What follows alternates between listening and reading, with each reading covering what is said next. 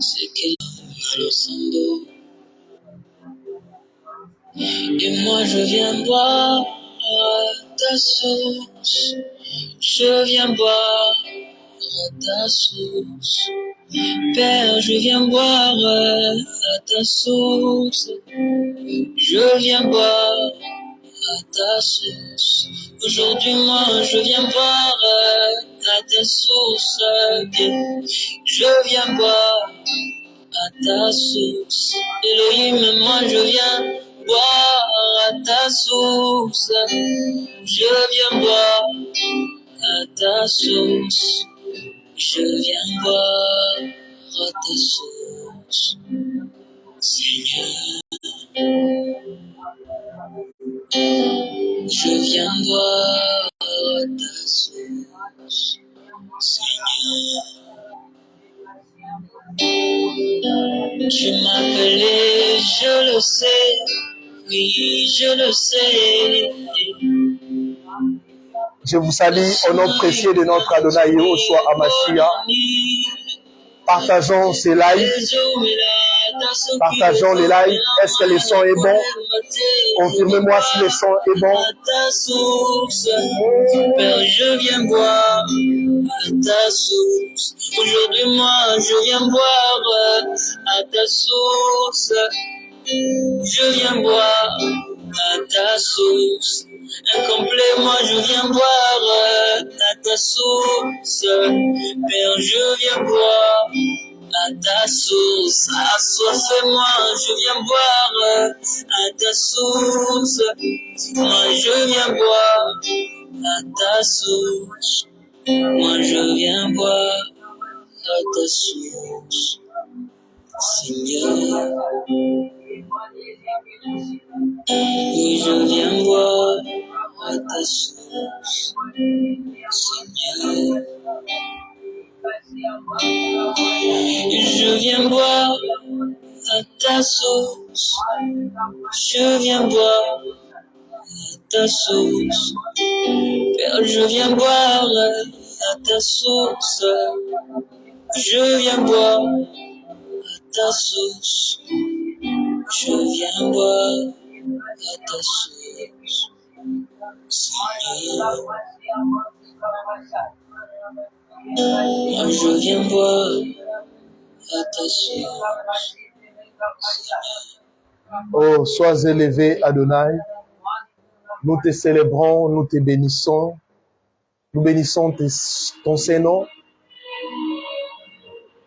Au nom puissant de Yehoshua Hamashiach, nous avons ainsi prié et nous disons Amen. Amen. Je vous salue au nom précieux de notre Adonai Yehoshua Hamashiach. Je ne sais pas, est-ce que le son est bon?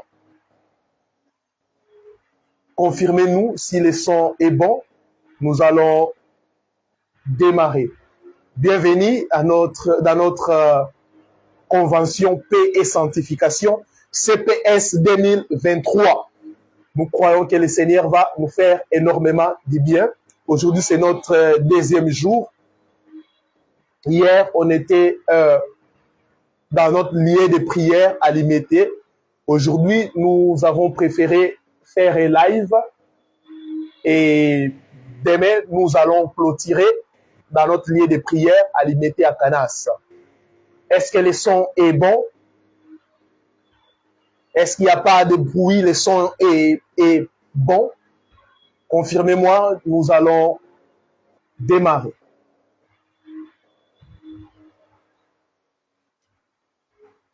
Gloire au Seigneur, le son est bon. Oui, le son est parfait. Le son est impeccable. Bonsoir à vous. Bonsoir.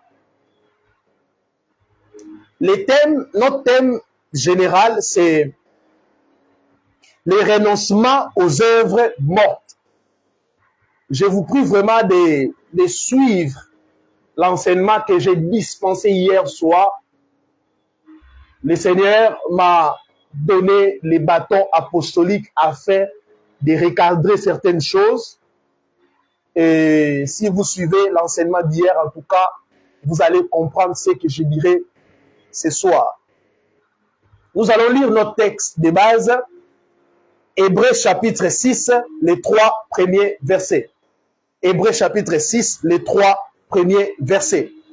Il est écrit, c'est pourquoi, laissant les éléments de la parole de Mashiach, tendant à ce qui est parfait, sans poser de nouveau les fondements du renoncement aux œuvres mortes, de la foi en Elohim, de la doctrine des baptêmes, de l'imposition des mains, de la résurrection des morts et du jugement éternel. C'est ce que nous ferons si Elohim les permet. Amen. Amen. Merci. D'emblée, une œuvre morte est celle qui n'a pas de vie. Cela va de soi. Encore mieux, c'est celle qui est le fruit de la chair. Une œuvre morte est celle qui n'a pas de vie. Deuxièmement, c'est celle qui est le fruit de la chair. Le fruit de la chair, c'est-à-dire les désirs de l'homme naturel. Celui qui n'a pas été régénéré. C'est lui qui n'a pas été régénéré. Retenez bien cette définition. Une œuvre morte est celle qui n'a pas de vie. Encore mieux, c'est celle qui est le fruit de la chair, c'est-à-dire les désirs de l'homme naturel, l'homme animal, si on peut le dire. C'est lui qui n'a pas été régénéré. La vie chrétienne normale commence par un miracle. Comme nous le savons, celui de la naissance d'eau et d'esprit. La parole nous dit ça. À ce stade, le croyant, n'est-ce pas, reçoit la vie éternelle qui est Mashiach, celle donne par le Saint-Esprit qui fait demeure en nous au moyen de la foi. Et tout cela, comme je l'ai dit hier, c'est un don. C'est un don. La vie chrétienne commence par un miracle. Le premier miracle, c'est la conversion. Yehoshua vient dans notre vie.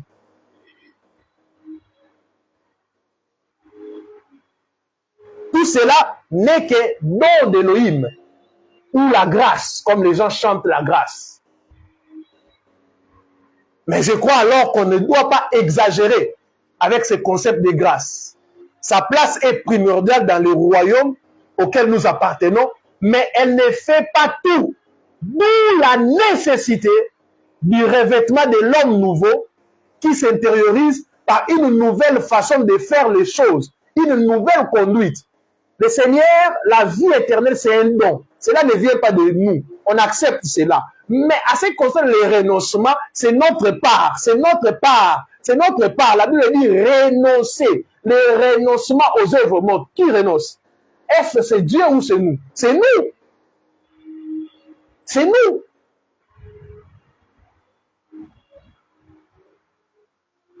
Amen. Rapidement, comment renoncer aux œuvres mortes? Maintenant, on donne des stratégies. Je pense que je parlerai de deux choses. Et on va prier. Comment renoncer aux œuvres mortes? Pasteur, hier, vous avez parlé. Vous étiez très dur avec nous. Mais comment renoncer aux œuvres mortes? La première chose, la transformation et le renouvellement des pensées. La transformation et le renouvellement des pensées. L'apôtre Paul écrit dans Romains 12, 2, Romains chapitre 12, le verset 2e. Ne vous confondez pas au siècle présent, mais soyez transformés par le renouvellement de l'intelligence, afin que vous discerniez quelle est la volonté de Dieu, ce qui est bon, agréable et parfait. La première chose, nous avons dit quoi? La transformation et le renouvellement des pensées. Écoutez, la version Dissemer 2000 dit ceci. Ne vous laissez pas modeler par le monde actuel, mais laissez-vous transformer par le renouvellement de votre pensée pour pouvoir discerner la volonté de Dieu, ce qui est bon, ce qui lui plaît, ce qui est parfait. Là, c'est la version Dissemer. Écoutez-moi, suivez-moi vraiment. Suivez-moi, je vais dire quelque chose de très nécessaire, de très capital. Deux mots importants sont mentionnés par Paul dans ces passages. Deux mots importants. On a se conformer et être transformé. Soulignez ça. Bien entendu, si c'est votre Bible. Deux mots importants sont mentionnés par Paul dans ces passages. On a premièrement se conformer. Deuxièmement, être transformé. Écoutez maintenant. Les dénominateurs communs à ces deux mots est le mot forme. Est-ce que vous êtes là ce soir? Amen. Les dénominateurs communs à ces deux mots est le mot forme. Se conformer, être transformé. Les dénominateurs communs à ces deux mots est le mot forme. Maintenant, écoutez. Se conformer veut dire prendre la forme de. Se conformer veut dire quoi? Prendre la forme de. Le mot con provient du latin cum, qui veut dire à l'intérieur ou au-dedans. Le mot con provient du latin cum, qui veut dire à l'intérieur ou au-dedans. Se conformer signifie donc être à l'intérieur d'une forme donnée ou d'un modèle déterminé. Suivez-moi. Se conformer signifie donc être à l'intérieur d'une forme donnée ou d'un modèle déterminé. Ou encore agir et réagir en accord avec les standards, attitudes et pratiques qui existent ou qui prévalent. Je le répète. Se conformer signifie donc être à l'intérieur d'une forme donnée ou d'un modèle déterminé. Ou encore agir et réagir en accord avec les standards, attitudes et pratiques qui existent ou qui prévalent. Maintenant, les mots trans. On est en train de parler de deux mots. Conformer et transformer, n'est-ce pas? Nous avons expliqué, nous avons dit se conformer veut dire prendre la forme de. On a expliqué aussi le mot con provient du latin cum, qui veut dire à l'intérieur ou au-dedans. Maintenant, on explique le mot trans. Écoutez maintenant. Trans signifie au-delà ou à travers. Transformé du grec métamorphose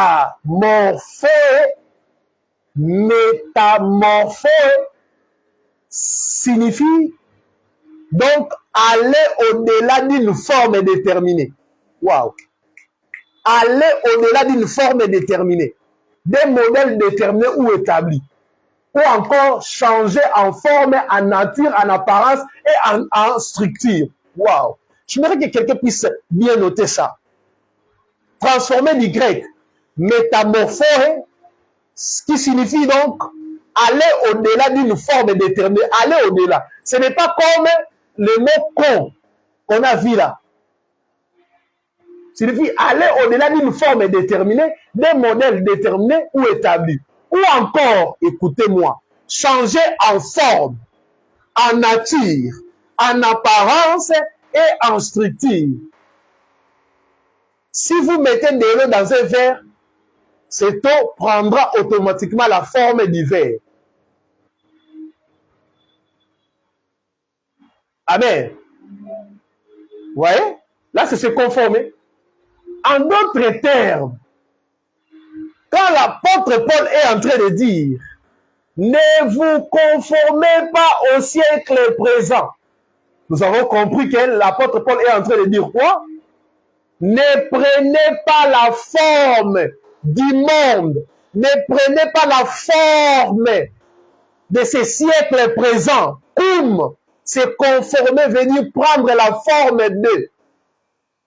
Le mot co provient du latin qui veut dire à l'intérieur. En d'autres termes, ne soyez pas à l'intérieur du monde. Ne laissez pas le monde vous façonner. Mais il dit, la suite c'est quoi? Mais soyez transformés. Nous avons vu ici que transformer, c'est-à-dire au-delà ou à travers. Donc, qui signifie aller au-delà d'une forme déterminée. C'est-à-dire, ne prenez pas la forme du monde, mais allez au-delà d'une forme déterminée, d'un modèle déterminé ou établi, ou encore changer en forme, en nature, en apparence et en structure. Un enfant d'Élohim est une personne qui ne se conforme pas, mais qui laisse Elohim le transformer. Est-ce que quelqu'un m'a compris? C'est très, très, très profond, ça. Et quand quelqu'un se conforme au siècle présent, il aura comme conséquence le fruit de la chair. Mais la transformation est un ingrédient indispensable pour manifester le fruit de l'esprit. On a un sérieux problème aujourd'hui parce que les gens ne veulent pas que le Seigneur puisse les transformer. Galates 5, 22. Mais le fruit de l'esprit, c'est l'amour, la joie, la paix, la patience, la bonté, la bénignité, la fidélité, la douceur, la tempérance. Là, on cite les fruits de l'esprit.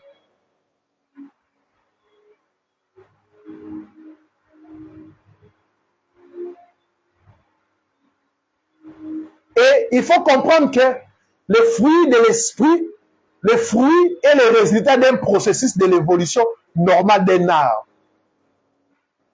Si l'arbre est en bonne santé, il existera. Si l'arbre est stérile, il n'existera pas.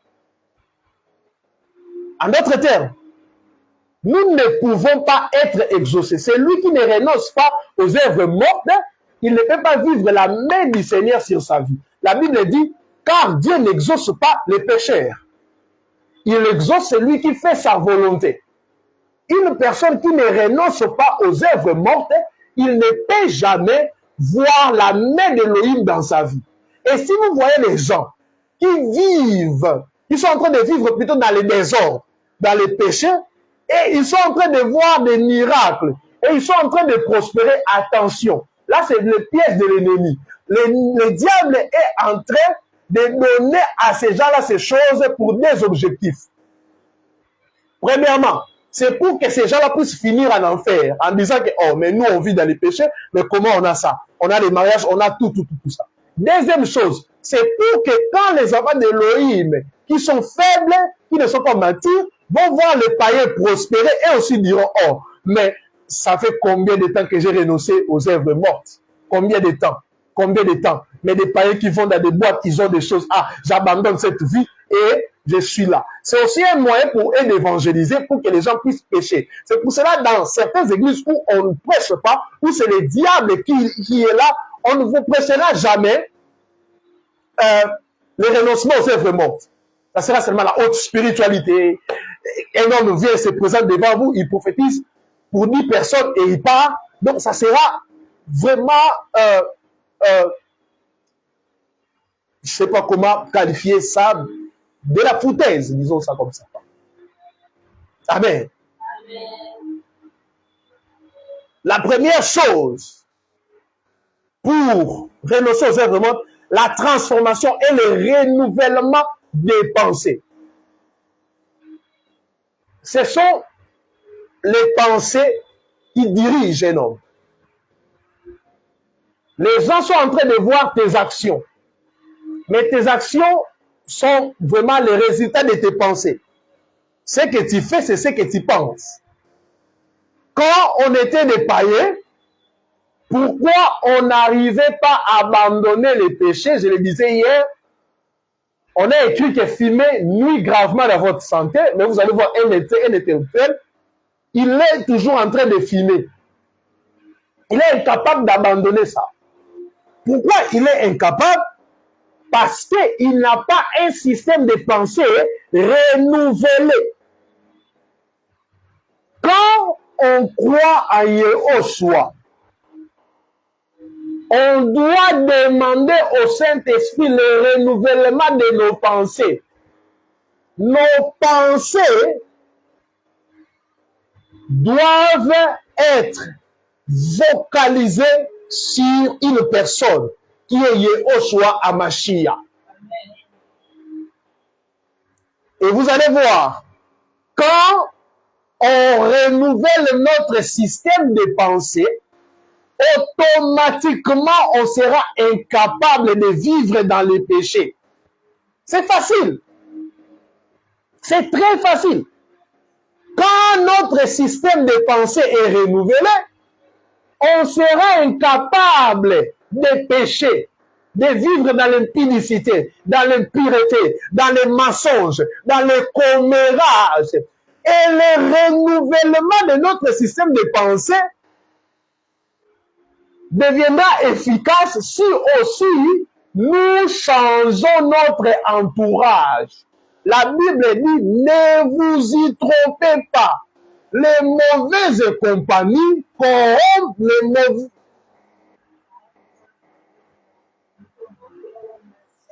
les bonnes mœurs, voilà. Ne vous y trompez pas. Pourquoi la Bible dit ça? Parce que la Bible sait que l'entourage peut façonner la façon de penser ou la façon d'être d'une personne. On connaît des filles qui ne partaient pas en boîte de nuit, mais dès qu'elle a changé d'entourage, automatiquement, elle a commencé à fréquenter ces endroits. Il faut veiller à ça. Deuxième chose, comment renoncer aux événements? Deuxième chose, s'affectionner aux choses d'en haut. S'affectionner aux choses d'en haut. Dans 1 Thessaloniciens, l'apôtre Paul nous encourage à garder tout notre être, l'esprit, l'âme et le corps, irréprochables jusqu'au retour du Seigneur. Nous sommes une nature spirituelle et parce que nous sommes devenus une nouvelle créature, il est important de fonctionner dans cette vie en tant qu'esprit.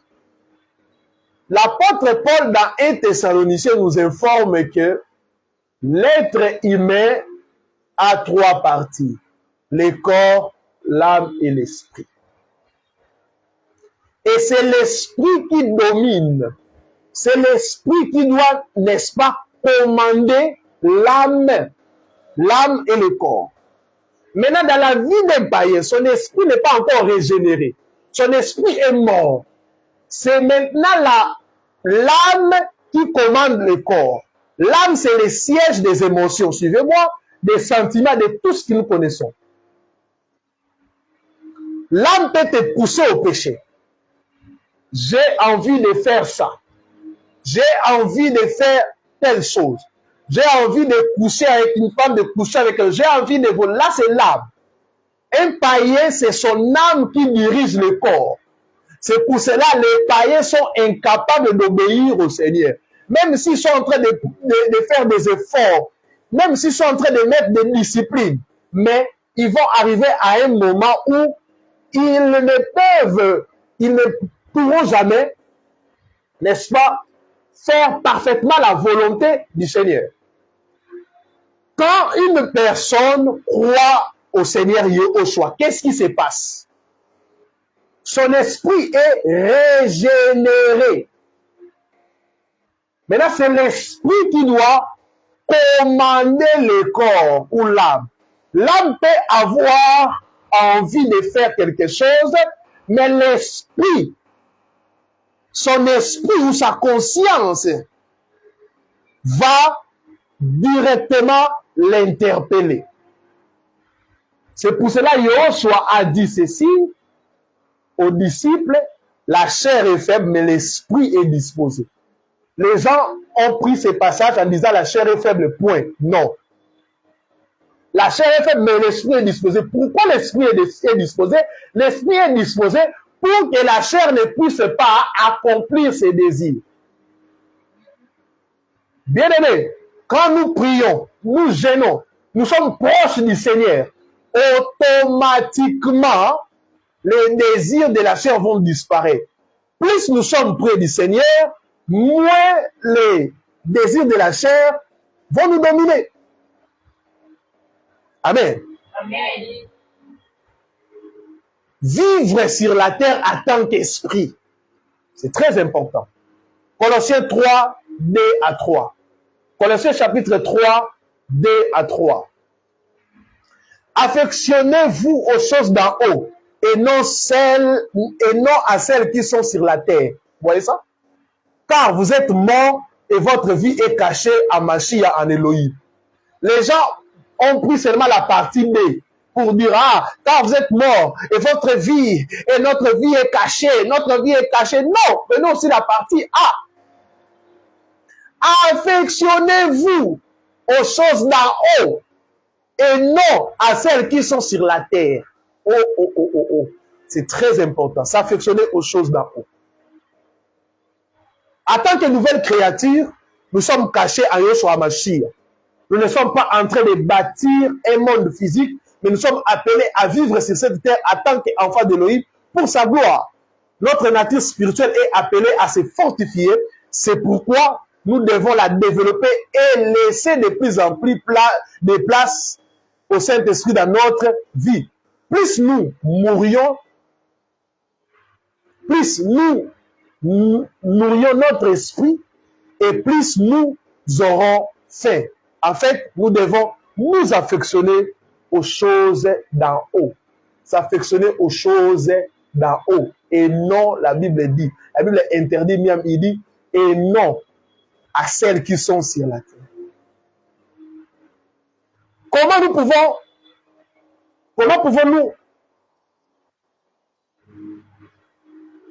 pouvons-nous nous affectionner aux choses d'en haut?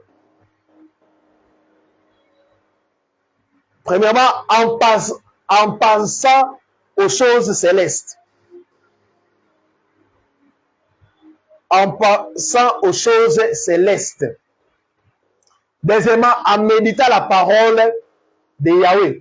En méditant la parole de Yahweh.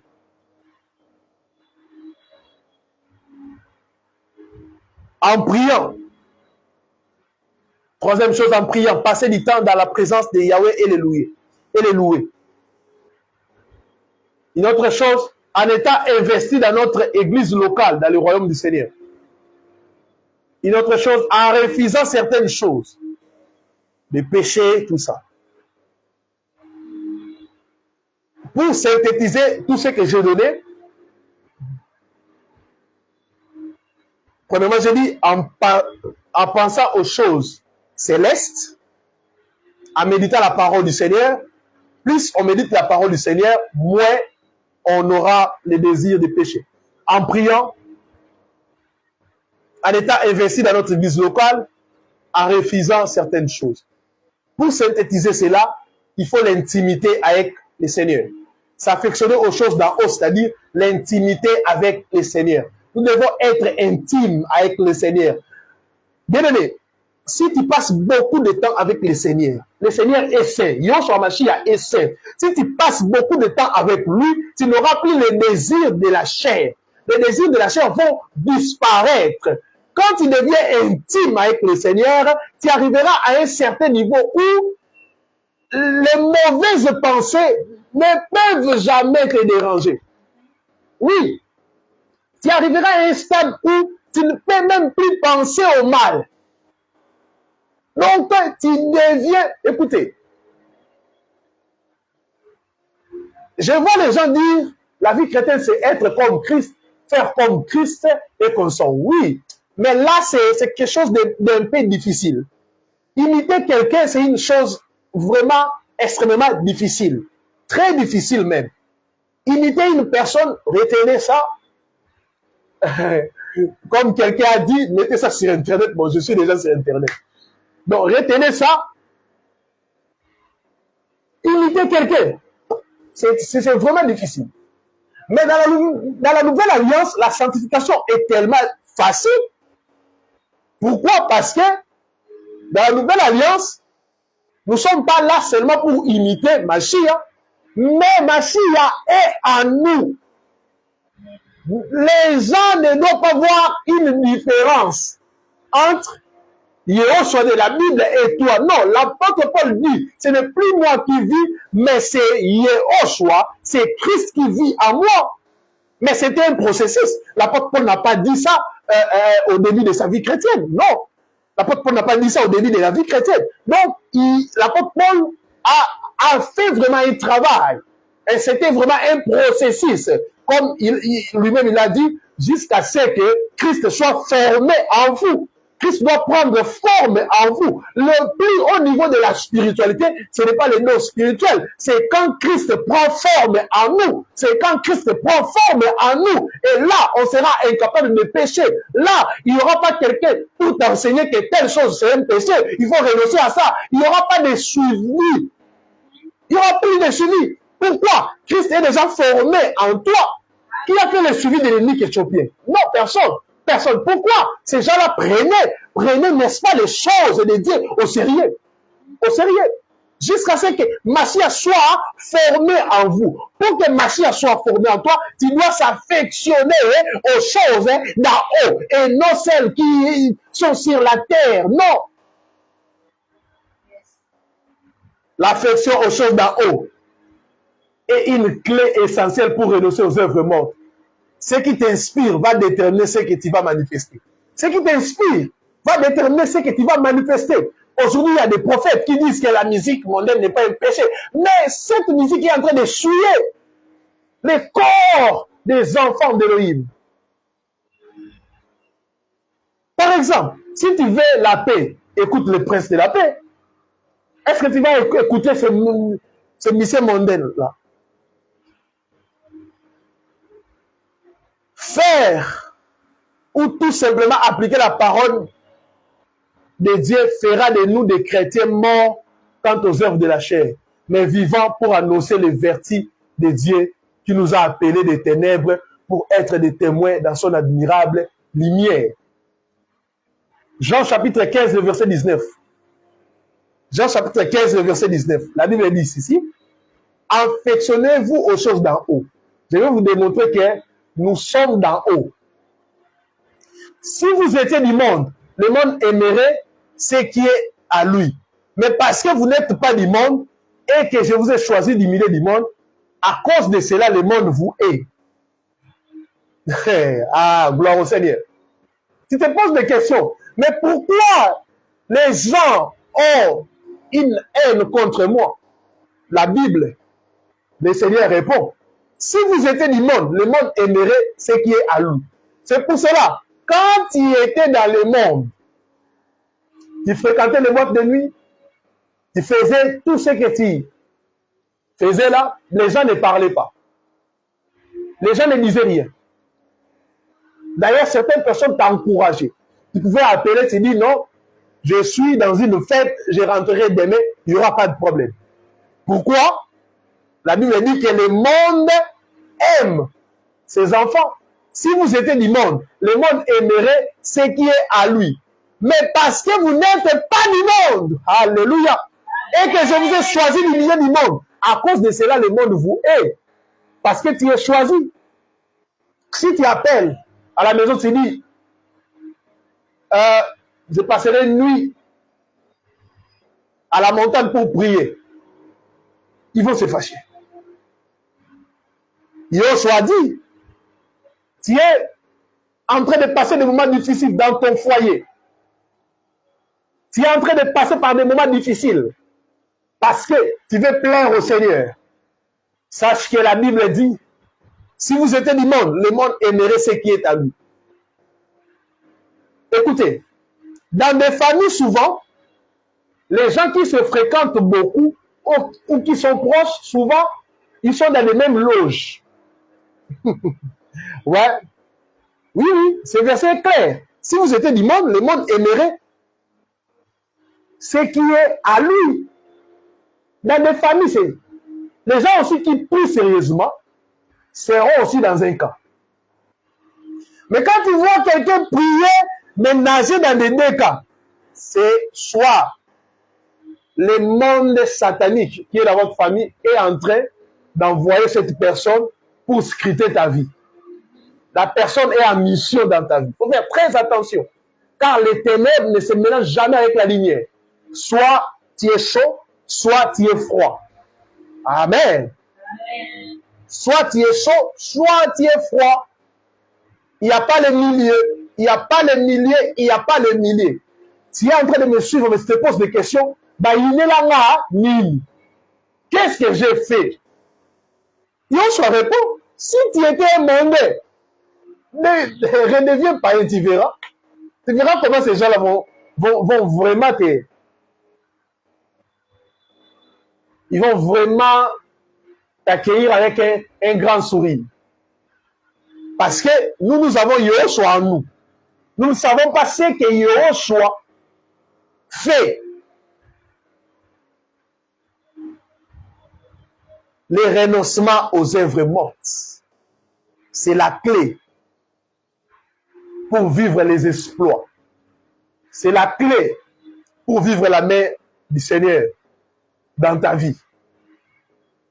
C'est la clé pour grandir. Affectionnez-vous aux choses d'en haut et non à celles qui sont sur la terre, car vous êtes morts. La Bible dit, vous êtes morts et votre vie est cachée. Notre vie sera cachée si nous renonçons aux œuvres mortes. Je vois des gens dire abusivement, j'ai donné ma vie à Jésus. Non, j'ai donné ma vie à Yoshua. Non. La Bible dit que le salaire du péché, c'est la mort. On était des morts. Est-ce qu'un mort peut donner sa vie? Est-ce qu'un mort peut donner sa vie? C'est Yoshua qui a donné sa vie pour nous. Oh, gloire à toi, Yoshua. Le renoncement aux œuvres mortes. Ne vous y trompez pas. Sans le renoncement aux œuvres mortes, personne ne peut voir Elohim. Sans le renoncement aux œuvres mortes, personne ne peut être béni ou voir la gloire, les cabots d'Elohim. Si vous voyez la gloire d'Elohim là où les gens n'ont pas renoncé aux œuvres mortes, c'est le diable. Oui, oui, oui. Sache, chers parents, si papa, maman ne donne pas à un enfant un bonbon et vous voyez l'enfant avec un bonbon, sache que c'est le papa des voisins qui a donné les bonbons. On ne vous connaît pas ici. Vous êtes des païens, incapables de renoncer aux œuvres mortes. Mais vous êtes là pour nous montrer vos vies. Ah, moi j'ai ça. Moi j'ai ça. C'est ça le piège de l'ennemi des réseaux sociaux. Vous êtes en train d'envier les gens qui sont morts parce que tout païen est mort. Vous êtes en train d'envier des morts. Vous êtes en train d'envier des morts. Des morts qui postent des choses sur les réseaux sociaux. Des morts qui montrent leur vie. Et vous allez voir aussi des prétendus chrétiens envier les païens. Envier ceux qui sont dans le monde. Envier. Vous allez voir des chrétiens se battre. L'orgueil, la cupidité. Ces choses, ce sont des œuvres mortes. Et on ne doit pas trouver des œuvres mortes. Pourquoi Yoshua nous dit de renoncer aux œuvres mortes? Je vous ai dit, quand Adam a péché, nous tous, nous sommes morts en Adam. Et un mort, c'est normal qu'un mort puisse produire des œuvres mortes. Maintenant, je ne comprends pas. Toi qui dis que Yoshua t'a donné la vie, mais comment tu peux encore produire à des œuvres mortes. En d'autres termes, tu dois revoir ta conversion. Tu dois revoir ta conversion. Amen. Tu dois revoir ta conversion.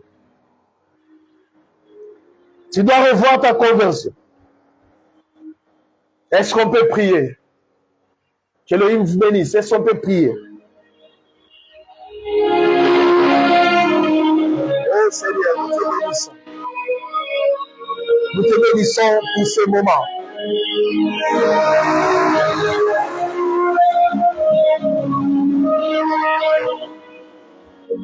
Seigneur, nous te rendons grâce.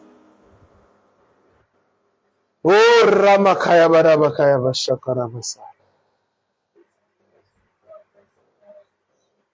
Que ta nuée descende sur nous. Toi qui me suis, tu peux prier. Oui, tu as des péchés résistants. Tu n'arrives pas à vaincre les péchés qui te dominent. Je te présente Yehoshua. Seigneur, je prie. Je prie que tu puisses nous donner la force de renoncer aux œuvres mortes. Nous voulons être des chrétiens modèles. Ne vous conformez pas au siècle présent, mais soyez transformés. Nous voulons aller au-delà de ce que le monde présente. Sauve-nous, Yehoshua. Ramakaya Basha.